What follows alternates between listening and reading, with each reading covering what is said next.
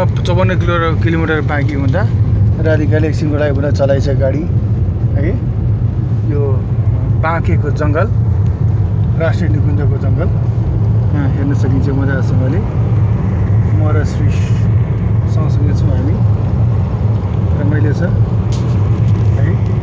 अनि टाढाबाट बस आउँदैछ तर राधिका एकदम सुमधुर भएर सहिलोसँग आइरहेको छ आनन्दले है। टेन्सन नलिकन है। अनि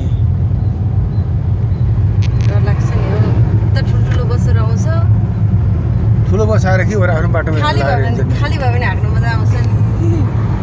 खाली मध्यरातमा भयो भने हाँक्नु छ अरे के। मध्यरातमा खाली भएर यहाँ हाँक्छ अरे। मध्यरातमा बाघ भालु आउँछ अहिले, त्यो पनि भएन होइन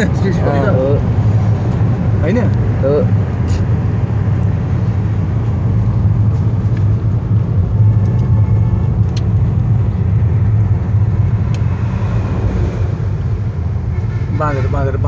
बाँदरै छन्।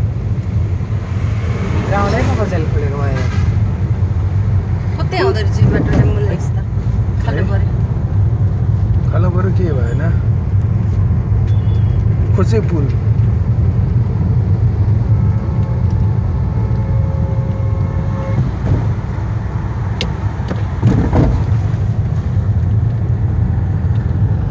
कोहलपुर